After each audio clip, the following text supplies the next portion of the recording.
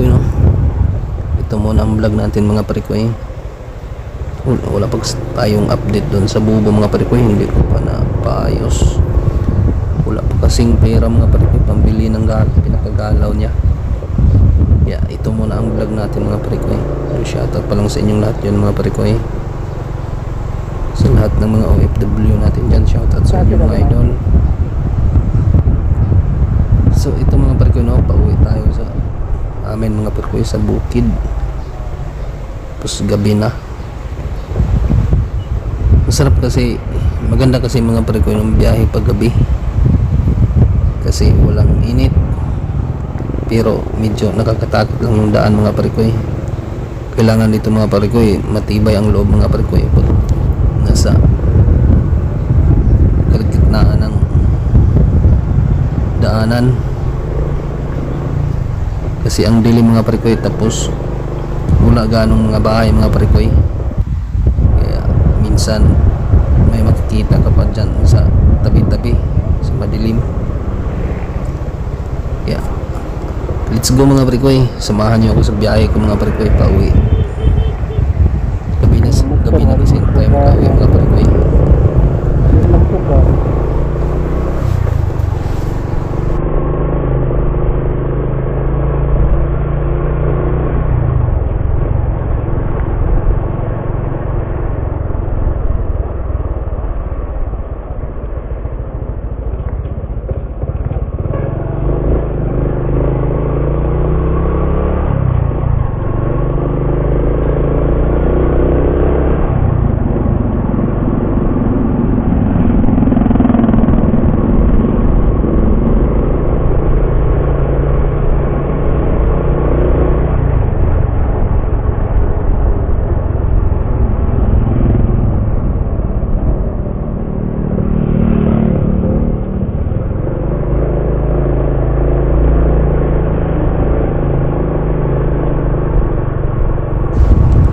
Dito na part mga parikoy, no, may mga bahay pa dito kasi dito pa malapit pa to sa sentro mga parikoy,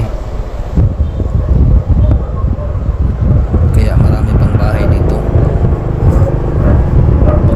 Paglagpas mo dito na mga parikoy, dito na medyo madilim na talaga, pero mas okay man yan mga parikoy kasi sanay na ako sa daan dyan mga parikoy. Yung nakaraang upload ko mga parikoy, totoo talaga yun mga parikoy, may nahagip ako sa camera tapos binalikan ko, wala na siya, bigla lang nawala. So ngayon mga parikoy, no, inulit ko pa rin yung binidyo ko rin pag uwi ko, pag baka sakali na makita ko muli ito sa madilim na part mga parikoy. Pero wala naman mga parikoy. So dito mga parikoy, ditong daan mga parikoy, pag hindi ka sanay, matatakot ka talaga. Pero ako sanay na ako mga parikoy, biyahe pag gabi, kahit wala ganong bahay nga madaanan mga parikoy, tumatakbo naman yung mga motor mga parikoy. Pag matatakot ka mga parikoy, patakbuhin mo na lang malakas, mag-ingat ka lang. So dito mga parikoy, may bahay naman paunti-unti, pero sa ibang part medyo wala na, puro kahoy na lang, mga niyog.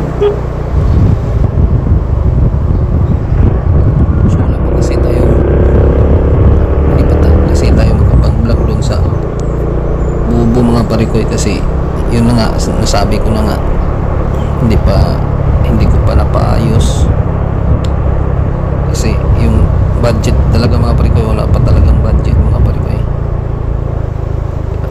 Abangan nyo lang sa hindi ko rin alam mga parikoy kung kailan ko maayos yun, mapaayos, mabilhan ng bago. Yung pinaka galaw lang niya mga parikoy ang nasira na, pero yung bubo okay pa naman siya, matibay pa naman. Yung lang daanan ng isda, yun lang ang papalitan. Yan, nagkataon kasi mga pre-koy nga wala pa talagang budget, wala pa talagang pera, kaya hindi mo na napaayos. Maghintay na lang ako muna mga pre-koy, baka soon magkapira mga pre-koy.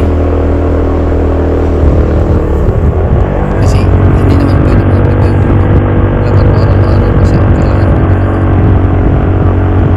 pera para pambili ng pagkain mga pre-koy. Doon sa dagat mga pre-koy, kahit walang bubo, pwede ka mag-content doon, marami na content doon.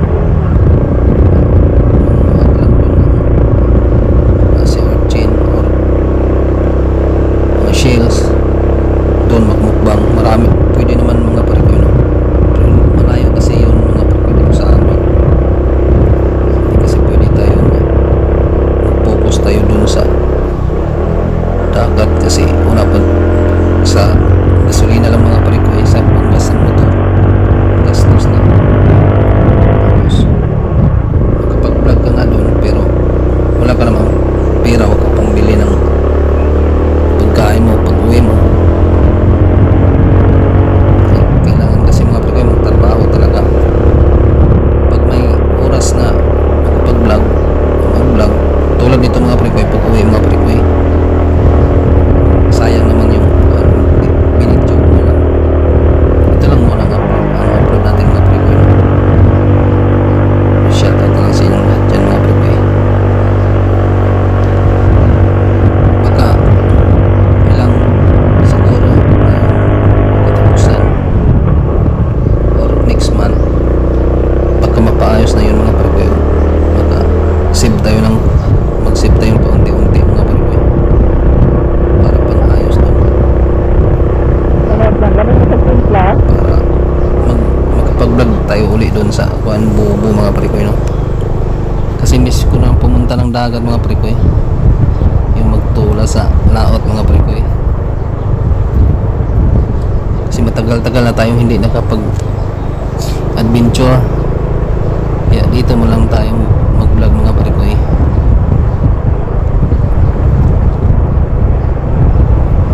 So dito mga pre-koy, no, ang dilim talaga ng daanan kasi pinakatuktok tong nga lugar itong amin mga pre-koy. Dito talaga to sa bundok, pinakamataas na lugar. Dito lang man sa ano mga pre-koy, papunta sa amin last barangay kasi itong mga pre-koy, tapos sa kabila nasa pababa na or dead end ng mga pre-koy, ganun. Dead end na siya, wala na siyang, hindi na pwedeng lumusot yung sasakyan dun sa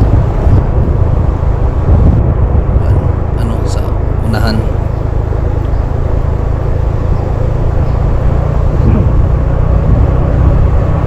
So ito lang muna mga pre-koy, no? Pasensya na kayo mga pre-koy, hindi tayo nagpag-update, pag-upload, hindi tayo nagpag-upload araw-araw kasi nga yun nga, so, ginagawan ko naman ang paraan mga pre-koy, no, para mapaayos ko talaga yung bubo mga pre-koy. Kasi nag-apply kasi lagi ako nag-apply ng trabaho mga pre-koy, dalawang ina-applyan ko na, tapos hintay lang tayo ng tawag mga pre-koy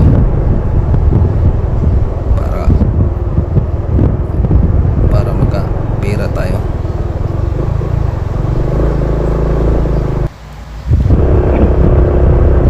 So malapit na tayo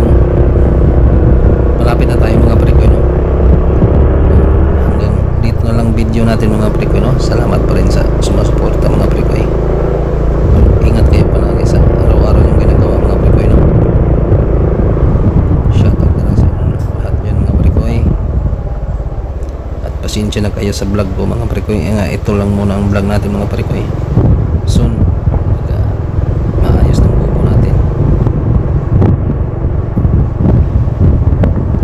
para makapag-vlog tayo ng maayos, kasi maganda kasi doon sa dagat mga pre-koy. Kaya so hanggang dito na lang video natin mga pre-koy. Salamat sa nagkatapos ng panonood. Shoutout lang sa inyong lahat dyan. Bye mga prekoy. See you next vlog. See you next video mga prekoy.